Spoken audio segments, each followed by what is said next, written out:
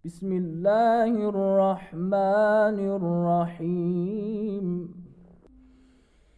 La ilaha illa huwal malikul quddusus salamul mu'minul muhaiminul azizul jabbarul mutakabbiru subhanallahi amma yushrikunahu wallahul khaliqul bari'ul musawwir.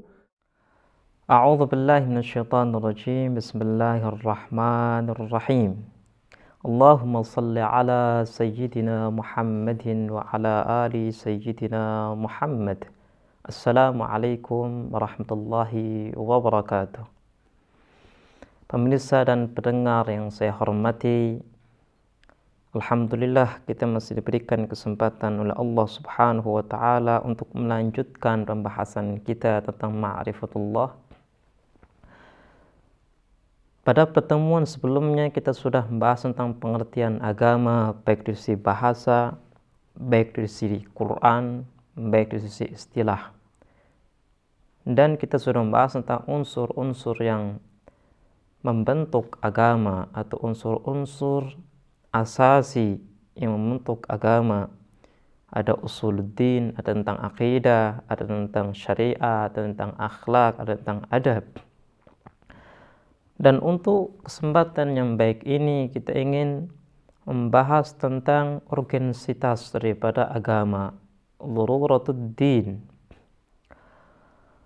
Setelah kita mengetahui tentang definisi agama, pengertian agama, maka pertanyaan yang kedua yang muncul adalah, apa kita harus mencari agama? Kenapa kita harus mencari agama sedangkan kita masih memiliki pekerjaan-pekerjaan lain? Kenapa kita harus meluangkan waktu kita untuk membahas dan mencari tentang agama?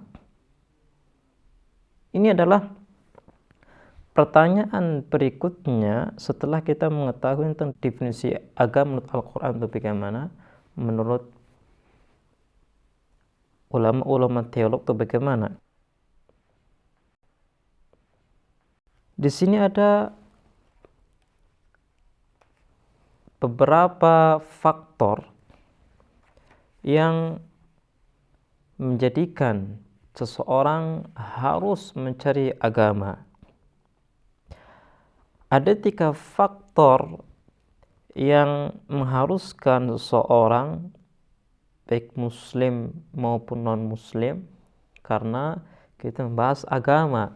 Berarti kita belum masuk kepada agama tertentu ini. Kita masih membahas tentang agama. Apakah seseorang itu harus mencari agama, harus membahas agama atau tidak? Karena kita belum masuk kepada agama tertentu, maka argumen atau dalil yang kita gunakan dalil rasional, dalil akal. Karena akallah yang memberikan petunjuk kepada kita untuk memilih sesuatu. Kenapa kita harus memilih agama? Kenapa tidak memilih hidup tanpa agama? Ini akal yang memutuskan. Sehingga argumen yang harus kita gunakan dalam menjelaskan urgensitas agama adalah akal atau rasional. Ada 3 faktor, 3 sebab yang mengharuskan seseorang untuk mencari agama. Sebab yang pertama adalah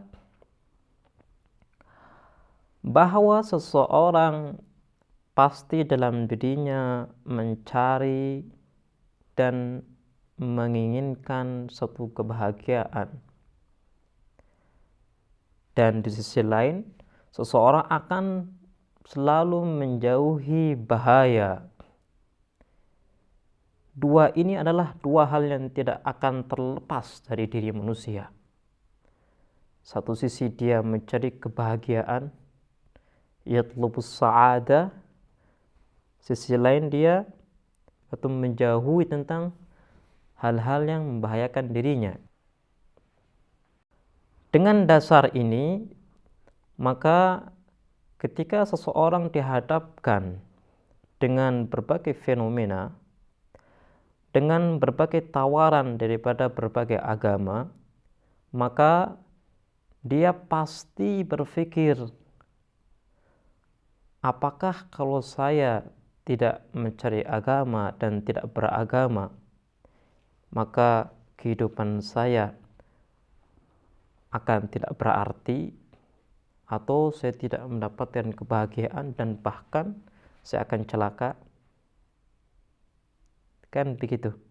Ini adalah satu persoalan yang ada dalam benaknya.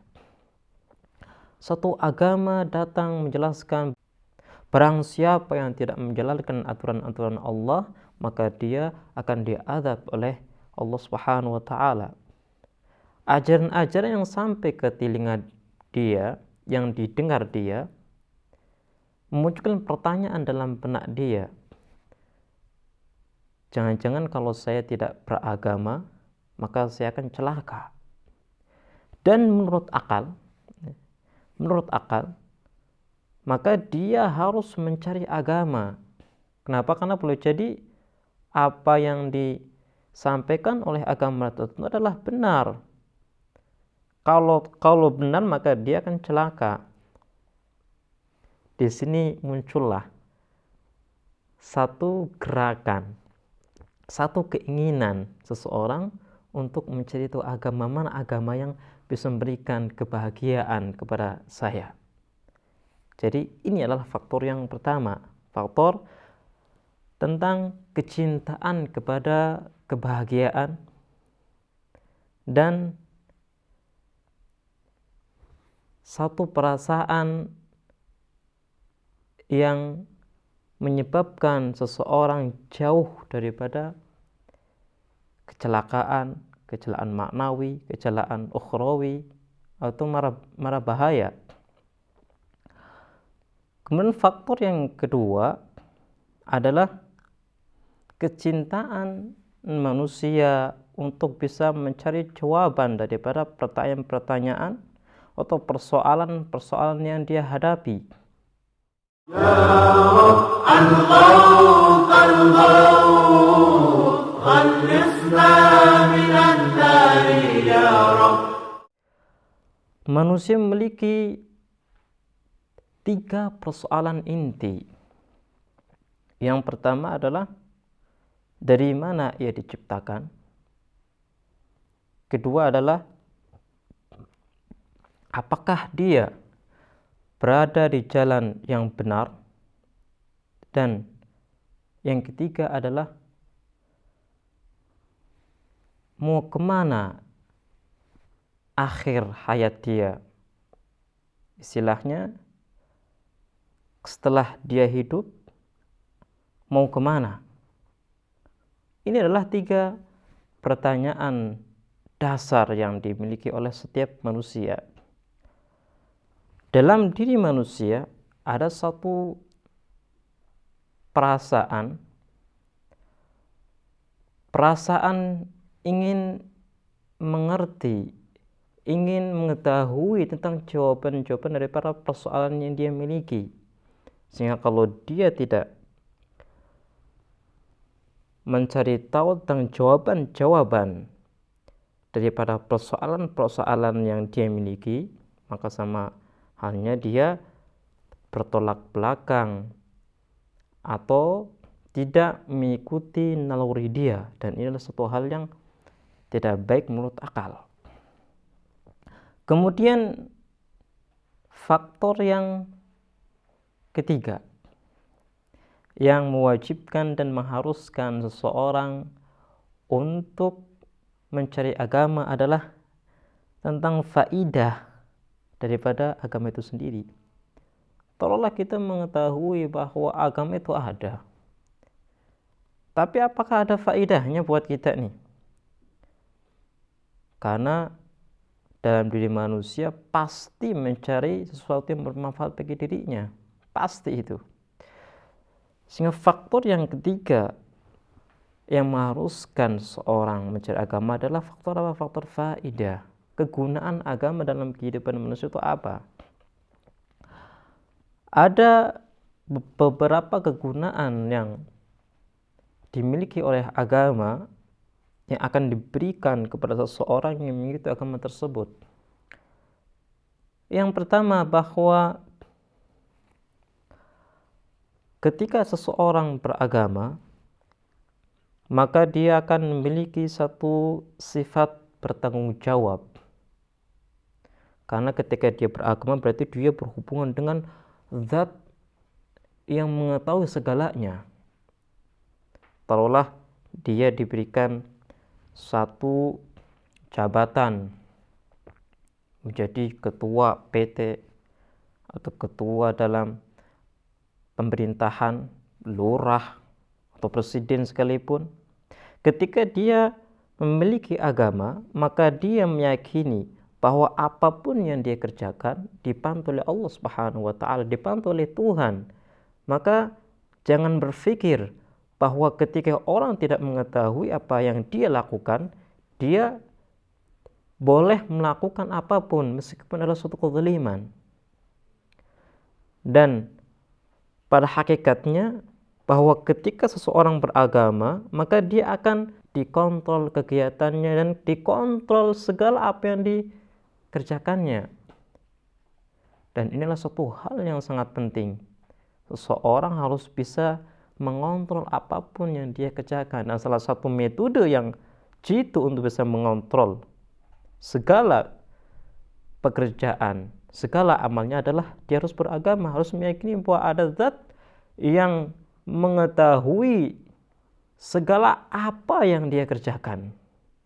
Kemudian faidah yang kedua adalah ketika seseorang beragama, maka dia akan mengerti apa arti kehidupan. Kenapa? Karena agama itu mengajarkan bahwa kehidupan manusia tidak terbatas hanya di dunia saja. Tapi kehidupan di dunia menjadi satu wasilah, menjadi satu jembatan untuk sampai kepada kehidupan setelahnya, kehidupan akhirat.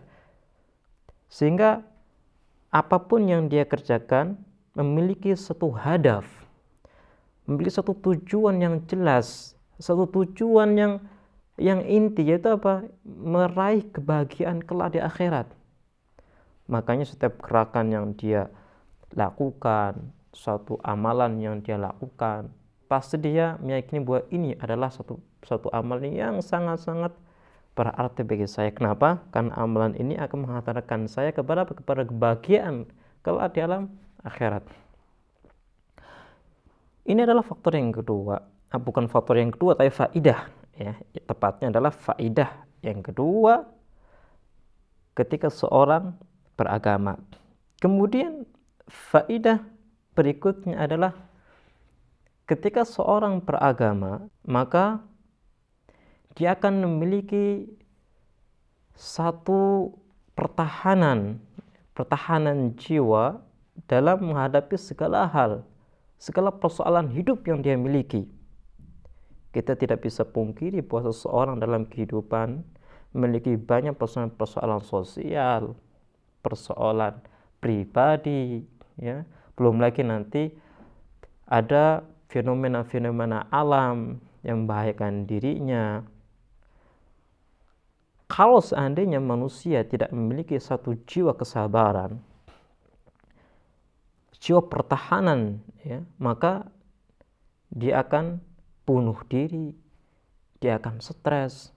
Tapi barang siapa yang beragama dan meyakini bahwa Allah Subhanahu wa taala akan memberikan balasan untuk setiap orang yang bersabar dalam menghadapi persoalan, dalam menghadapi ujian yang dia berikan, mustahil dia akan stres, mustahil dia akan bunuh diri.